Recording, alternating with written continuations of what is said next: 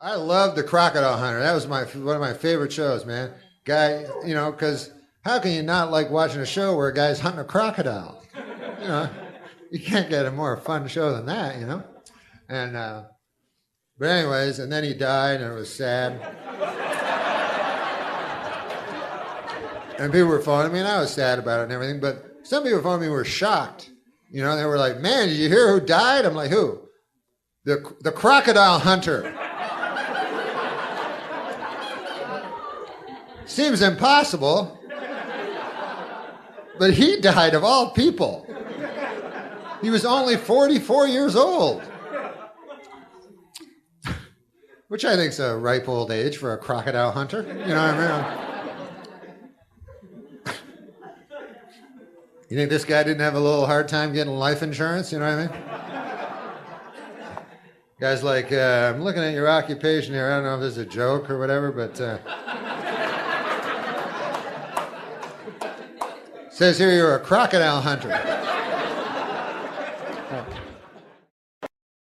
I'm trying to quit smoking, and a guy told me, he's just talking about hypnotic, it made me remember. He's like, you got to try hypnosis, man. He goes, I did that, and now I don't smoke no more, Guy whisper in my ear, and then that's it. I don't smoke. I don't want to smoke anymore. So I'm like, well, I don't know if I want to do that because, because some people are susceptible to hypnosis and some people aren't, and I'd hope that I'm not. You know what I mean? That if a fucking guy whispered in my fucking ear, because I've seen it on the TV. Guy whisper in the ear, lady's a fucking duck. So I don't want to be one of those people, So, smoking's bad for you, but on the other hand, I don't want to be going like, man, I quit smoking. It's the best thing in the world. Man, I don't smoke. I don't even want to smoke. The bad news is, turns out I have no free will. Just whatever a fucking guy whispers in my ear. If he tells me to blow a guy, I'll fucking blow a guy. I don't want to blow a guy, but the guy told me to. So that's it. I'm trying to catch up with the internet and all that shit. MySpace, yeah. MySpace. This is what a guy told me. He goes, MySpace is over. And I'm like, what the fuck is MySpace? That's how far behind I am. Guy's like, MySpace, it's been out for 4 years. I go, I didn't know about it. He goes, you didn't know about it? I go, no, why the fuck didn't you tell me? Everybody knows about it. I thought you'd just know about it. I go, well, I don't.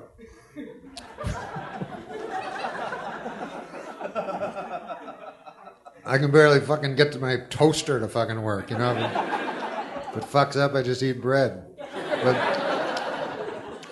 But I know, like, fucking all this technological shit has gotten so far past me, I'll be taking a picture, of my kid or something. I'll hear people go, hey, man, look over at that guy.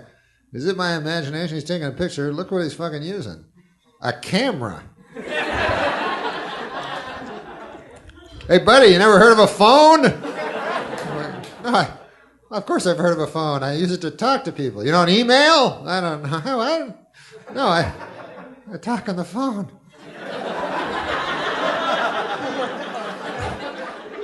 People tell me shit. I'm so far behind.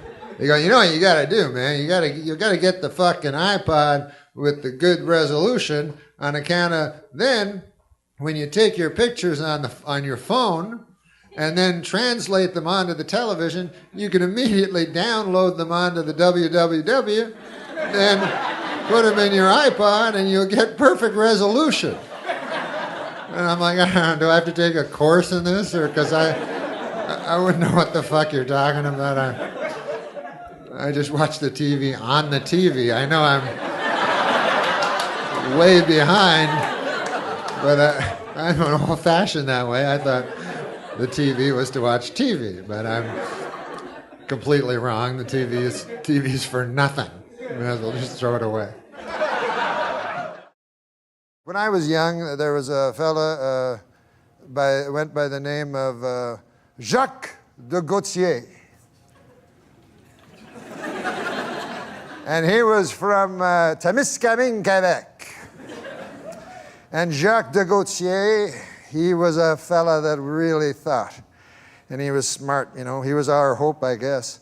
And he was, while I was scrambling to get out of high school, Jacques de Gatineau had already... I think you just changed his last name.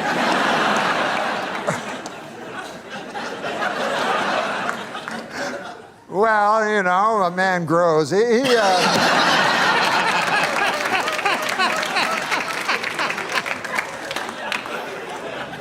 But this is the point. Yeah. Jacques de Gatineau, he went to McGill University and he got 3 degrees, by golly. And he went over across the pond to the fellers with Cambridge, and he even stood up to them. Mm-hmm. And we thought, boy, he's going to be the next. We had Jean Marchand, Gérald Pertier, Pierre Trudeau, the 3 wise men of Quebec. By God, Jacques de Gatineau was going to be the next. Give me the next gun. Yeah, but he vanished.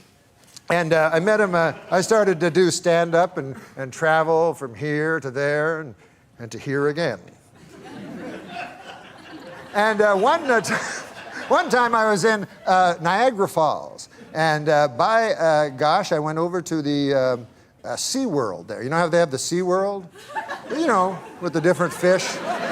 You know. I didn't know that, but okay, yeah, yes. Beluga. The SeaWorld, I've been Sure. there many a time. Okay, so I was checking out the beluga whales and stuff, and I look over, and who do you think I see?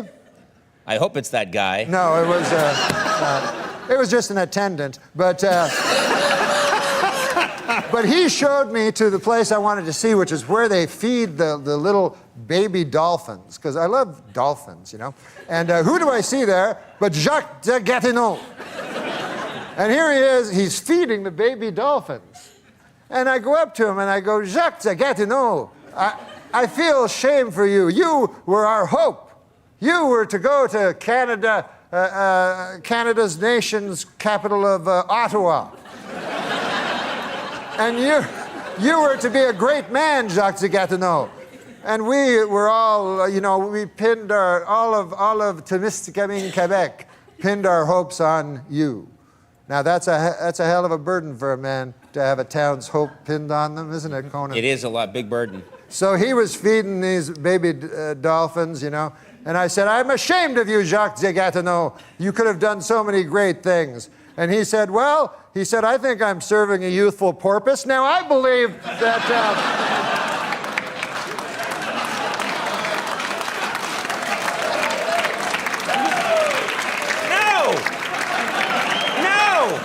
I knew that was going to happen. I knew that was going to happen. You don't encourage that.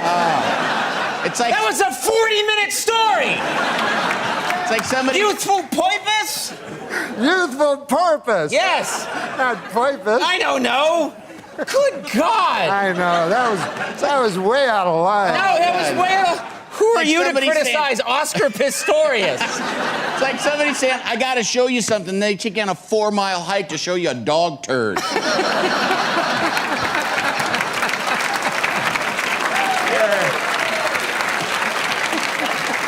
at it.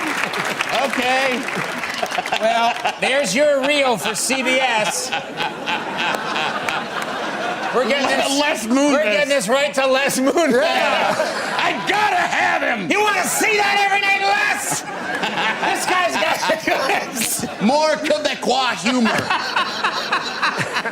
I love you. I really do. You know that, right? He'll be good. But anyways, I'm old now, you know.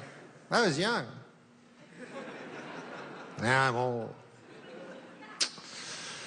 Yep. I learned some things in school. But now that I'm old, things scare me, you know, and I think it's the media does it. Like, they go, North Korea, you know, and I don't know, it kind of scares. It doesn't scare me that much, but it's supposed to scare you. But, like, are you really scared? Have you ever woken up, go, ah, and your wife say, what's the matter, honey? North Korea. A little tiny country way the fuck over somewhere. I'm scared, honey, I'm scared. I'll tell you, Iraq doesn't scare me, North Korea, none of those countries scare me. There's only one country, really, that scares me in the whole country, or in the whole, what do you call that's bigger than a country but less than a galaxy? Earth. The entire Earth, there's only one country that frightens me, and it's the country of Germany. I don't know if you guys are students of history or not, but for those of you who aren't, Germany, in the previous century, of the early part, they decided to go to war. And who did they choose to go to war with? The world.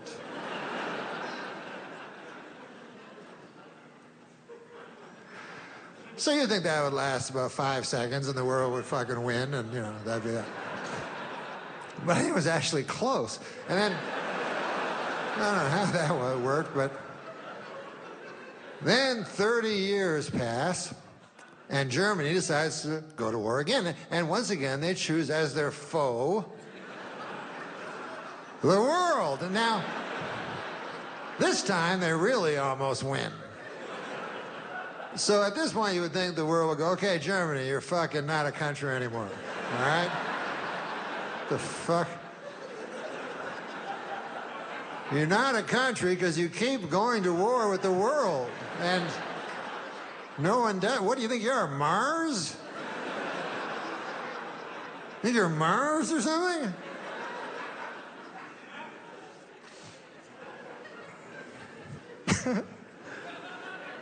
But it's fun to get old, you know?